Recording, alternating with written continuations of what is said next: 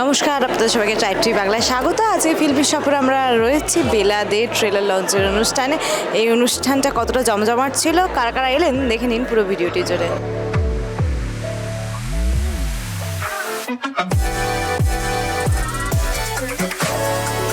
কী বলবো, এরকম একটা চরিত্রের বায়োপিক এবং তার মা হওয়া, এটা রীতিমতো সৌভাগ্যের আমার কাছে।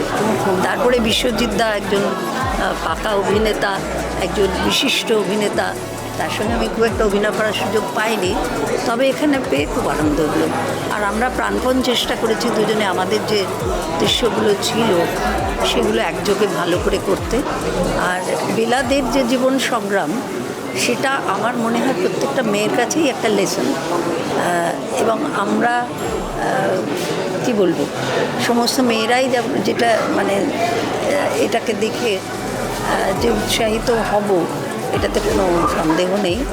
আমি শুধু আমার জীবনে নয়, আমি আমার যে ছোটো যারা, তাদেরও সবাইকে রিকোয়েস্ট করব, এই ছবিটা দেখলে তারা নিজেদের মধ্যে একটা অন্যরকম উদ্দীপনা আর কি যাকে বলে। আমাদের পরিচালক অনিলাভকে সাধুবাদ জানাবো।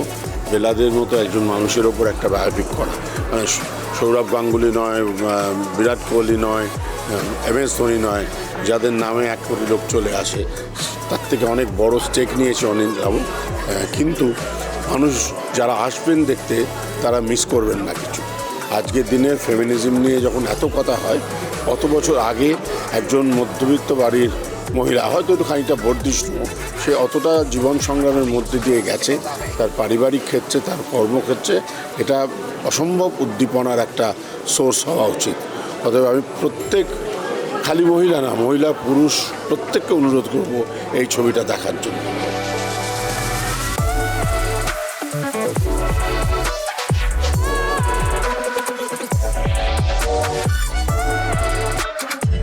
এই তো সবে শিখছি, তবে একটা আছে বেলাদের, যেটা হচ্ছে একটা হচ্ছে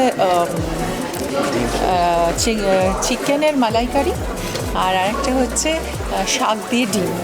এটা তো একদম ট্রাই করতেই হবে বেলাদের রান্না।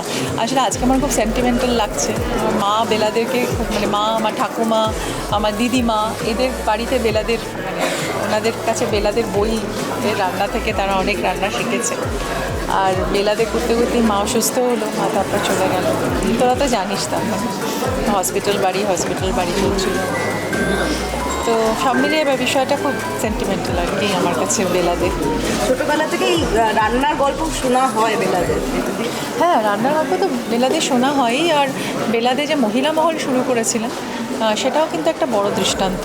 এবং মহিলাদের যে বললো না যে স্বাধীনতা কেউ দেয় না, স্বাধীনতা কেড়ে নেয়। কি পাওয়া হলো চরিত্রটা থেকে? ঋতুদি লাস্ট কি পাওয়া হলো চরিত্রটা থেকে?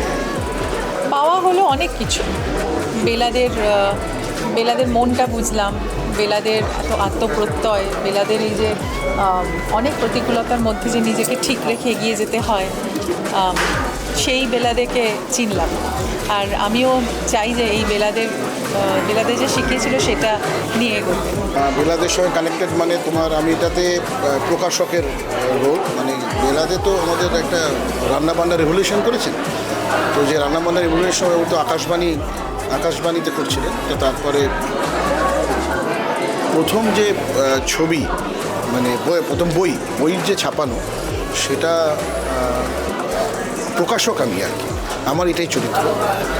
কলেজ স্ট্রিটে আমার একটা প্রকাশনা সংস্থা, তাতে উনি আসবেন এবং আমি বইটা ছাপাবো। মানে প্রথম বই যেটা ভারতবর্ষী বলতে পারো সমস্ত মানুষেরা রান্নার বই হিসাবে পাবে। তাতে বিদেশি রান্না বলো, এমনি রান্না, সব ধরনের রান্নাই আছে। তো সেটা ছাপানো হয় আমার কাছে, মনে একটা থ্রু প্রেমেন মিত্র আমার কাছে ওনারা আসেন, প্রেমেন্দ্র মিত্র আর কি। প্রেমেন্দ্র মিত্রর সঙ্গে আমার সখ্যতা আসলো, সেই আসেন, তারপর সেইগুলো বই ছাপানো হয়। তো বেলাদে একটা মানে সে আমরা কাজ করে দেখেছি, অসম্ভব ভালো একটা ছবি হবে এটা বলতে পারি। ইটস এ পিরিয়ড মুভি, এবং ওই সময়কার ধরো 60s 70s একটা মহিলার লড়াইও আছে সবটাই। আর আকাশবাণী মহিলা মহল থেকে শুরু করে সমস্তটাই আছে।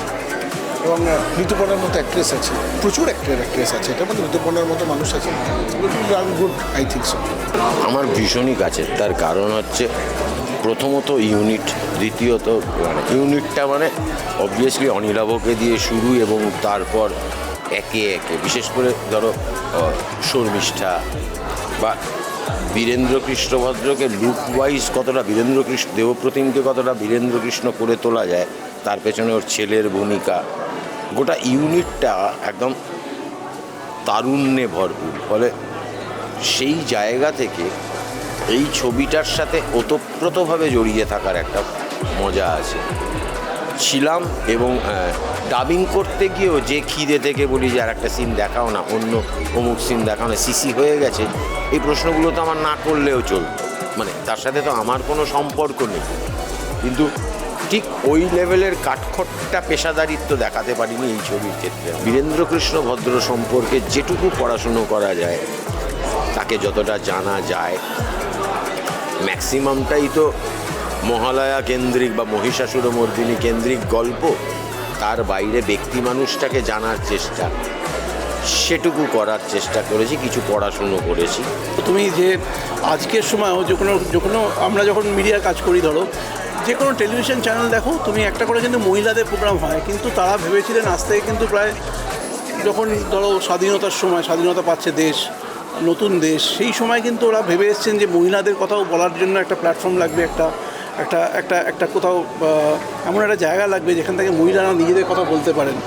ফলে আমার মনে হয় যে এরা সময়ের আগে এগিয়ে থাকা মানুষ, অনেকটা এগিয়ে ছিলেন সময়ের থেকে, এবং সেই সময় অতগুলো বছর আগে এই যে ওনার এই যে ভাবনাটা যে মেয়েরা তাদের প্রত্যেকটা যে একটা রান্নাঘরে যে মহিলাটা থাকেন, তারও জীবনে কিছু স্বীকৃতি লাগে, তারও তো একটা রেকগনিশন লাগে, তারও একটা কিছু আমি বলবো যে একটা আত্মপরিচয় লাগে, সেটা কিন্তু সেই সময় তারা উপলব্ধি করেছেন। এবং সেই সময় কিন্তু এই সময় তারা মিডিয়াতে কাজ করেছেন, শুধুমাত্র না, রাত জেগে কাজ করেছেন। আজকে আমরা রাত দখল বলি, অনেক কিছু বলি, কিন্তু সেই সময় কিন্তু তারা রাতেরবেলা ডিউটি থাকলে তারা গিয়ে সেই ডিউটিটা পালন করে এসছেন, রাত্রিবেলা থেকে রেডিও লাইভ প্রোগ্রাম চালিয়ে এসছেন।